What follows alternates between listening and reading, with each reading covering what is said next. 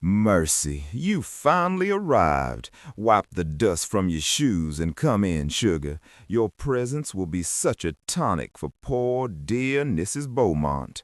She's been fanning herself by the window in a state of absolute agitation awaiting you.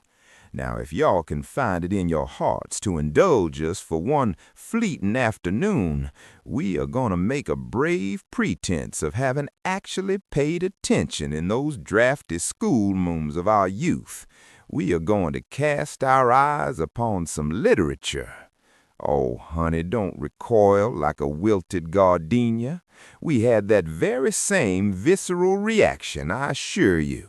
But please don't fret. This won't be some dreary, moth-eaten fourth-grade book report, and it most certainly is not that wretched English 101 paper you ghost wrote for that adorably dull fraternity boy, the one with the jawline of a god and the intellect of a damp brick. In the humid shadows of the South, music is never merely a matter of meter or rhyme. It is a blood pulse, a haunting choir rising from the red clay and the stagnant swamp water. These melodies are our true inheritance, carrying the weight of a century's grief and glory in the time it takes for a tallow candle to flicker and die. Within the span of a few desperate minutes, a song unearths the same ghost that Toni Morrison, Zora Neale Hurston, and Jesmyn Ward spent hundreds of ink-stained pages trying to exorcise. The secrets they buried in chapters of typeset prose, the family rot, the hidden sins, and the fierce, jagged beauty of our land are all laid bare in the vibration of a single steel string. It is Black History Month, and in the New South, Black history is all of our history. Let's start with a simple question. Are you listening? The screen door of the juke joint groans on its hinges, a rusted spirit crying out before the exodus begins. Inside, the air is thick not with moisture, but with the pungent, sweet rot of jasmine and spent gin, the scent of a Saturday night that has stayed up too late and found itself staring into the cold eyes of Sunday morning. Margaret Avery as Shug, possessing the face of a fallen angel and the voice of Tata Vega, stands amidst the shadows of that wood-planked purgatory. She is a woman carved from the very red clay of our ancestors, caught in that great divorce between the low-down moan of the blues and the high-climbing reach of the sanctified. Long ago, the old ones say, the turtle carried the world, and every heartbeat was a drum. In this room, the Hammond B3 organ begins its low, predatory growl, a syncopated thrumming that mimics the pulse of a hunted thing. It is the work of Quincy Jones and Andraé Crouch, architects of a spiritual bridge built over a chasm of silence.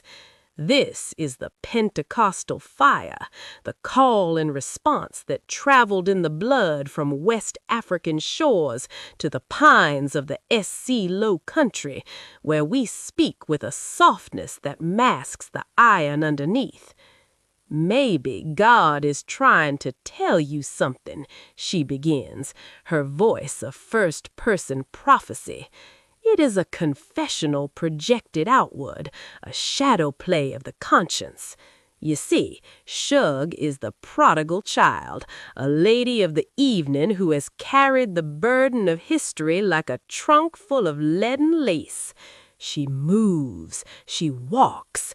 It is a literal pilgrim's progress, heels clicking on the dirt path, leaving behind the secular 2 and 4 beat of the profane to find the 2 and 4 of the holy.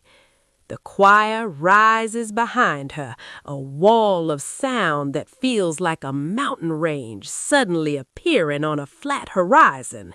It is lush, visceral, and terrifyingly beautiful. This is the Jim Crow South, where the pulpit was the only throne allowed to us, a place of communal survival and rigid moral policing. Her preacher stands in his sanctuary, a man whose heart has become a fortress of respectability, a stone wall meant to keep out the loose daughter of the blues. But the music, darling, the music is a ghost that knows how to walk through walls.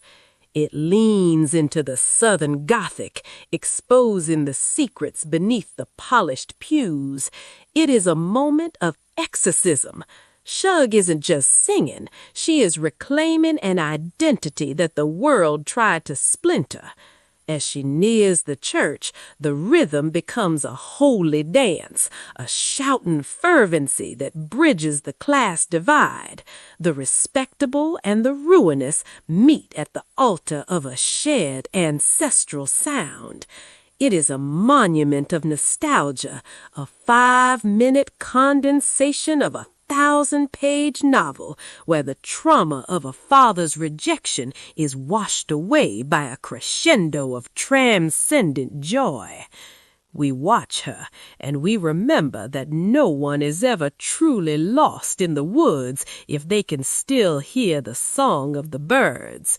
The song tells us that the heart is the only conduit through which the divine bothers to whisper.